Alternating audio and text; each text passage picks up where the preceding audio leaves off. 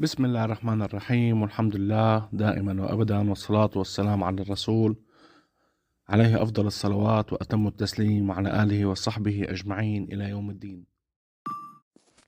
طبعا مع نهاية رمضان، الله يتقبل منا ومنكم يا رب. ما بننسى نسلط الضوء على الجنديات الأبطال مثل ما بقولوا وراء الكواليس، يلي هن ربات البيوت والصبايا بالبيوت، الله يعطيهم ألف عافية، يلي يتحملونا طوال الشهر الكريم رغم الصوم والتعب، شغل بيت وتنظيف وطبخ وجلي. فنحن كمعشر الرجال مطلوب منا، وهذا أصلا من الدين والواجب ومن الخلق الرسول عليه أفضل الصلاة والسلام، إنه نشكرهم كل الشكر ونقدر تعبهم سواء بالشهر الكريم أو بغيره. طبخ وجلي ونفخ وعزايم، الله يعطيهم ألف عافية يا رب. وهلأ جايين على العيد وتنظيف البيت والمعمول وإلى ما هنالك، كل عام وأنتم بألف خير يا رب. فبتمنى مني أولا ومن كل الرجال يقدم كل الشكر وكل الوفاء وكل التقدير أول شي لأمهاتنا، الله يحفظ أمهاتكم جميع، وللزوجات وللبنات وصبايا البيوت، الله يستر عليهم يا رب ويكللهم بالرضا، ونرفع لهم القبعة لأنه فعلا فعلا فعلا عم يتعبوا كتير. الله يعطيهم العافية ويتقبل منا ومنهم يا رب. ويعني هدية بسيطة مع كلمة حلوة قبل العيد جدا جدا بتفرق معهم وبتغير المود للأفضل.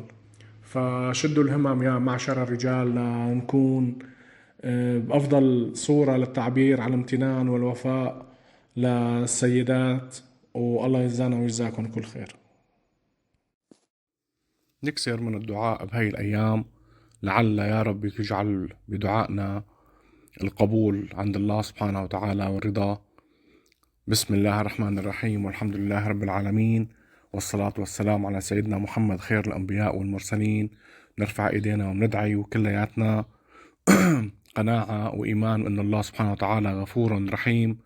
بسم الله. اللهم إنا نسألك أن تبلغنا ليلة القدر يا الله يا الله. اللهم إنك عفو كريم تحب العفو فاعف عنا يا كريم. اللهم إنك عفو كريم تحب العفو فاعف عنا يا كريم. اللهم إنك عفو كريم تحب العفو فاعف عنا يا كريم. اللهم إنا نسألك باسمك الأعظم الذي إذا دعيت به أجبت يا الله يا الله يا الله، أن تغفر لنا ذنوبنا أجمعين. اللهم اغفر لنا ما نعلم وما لا نعلم وما أنت به أعلم، يا غفار الذنوب يا غفار الذنوب يا ستار العيوب، يا رحمن يا رحيم يا رب العالمين. اللهم إنا نسألك يا رزاق أن ترزقنا من خير الدنيا يا الله ويا الله، رزقا كثيرا طيبا مباركا فيه، يا شافي يا معافي. اللهم اشفنا واشف مرضانا ومرضى المسلمين، وارحمنا برحمتك التي وسعت كل شيء يا أرحم الراحمين.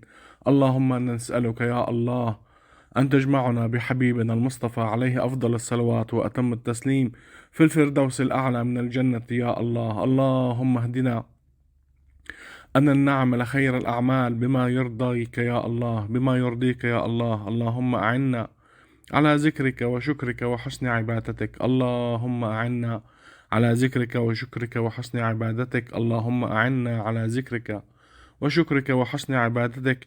لا إله إلا أنت سبحانك إنا كنا من الظالمين. ظلمنا أنفسنا فإن لم تغفر لنا وترحمنا فمن يرحمنا سواك يا رب العالمين.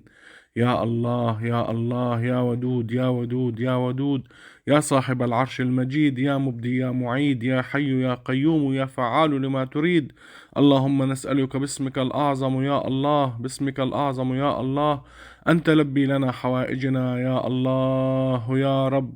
اللهم أنت أعلم بما نريد وبما لا نريد يا علام الغيوب، يا رحمن يا رحيم. اللهم نسألك الصلاح للبلاد والعباد يا الله. اللهم أصلح بلدنا، اللهم أصلح بلدنا وافرجها علينا وعلى أمة محمد أجمعين وعلى راية الحق والدين. لا إله إلا أنت سبحانك يا الله. اللهم بلغنا ليلة القدر واجب لنا دعاءنا يا مجيب الدعوات، يا رحمن يا رحيم. اللهم اغفر لنا زلاتنا واجبر لنا ضعفنا وكسرنا برحمتك يا أرحم الراحمين، وتقبل منا صيامنا وصلاتنا واهدنا إليك. اللهم اجعلنا خاشعين في الصلاة، اللهم اجعلنا خاشعين في الصلاة، اللهم اجعلنا خاشعين في الصلاة. وابعد عنا يا الله، وابعد عنا يا الله وساويس الشيطان ووساويس أنفسنا يا رحمن يا رحيم. اللهم ثبتنا على طاعتك يا مقلب القلوب والأبصار، ثبت قلوبنا على دينك في رمضان وما بعد رمضان.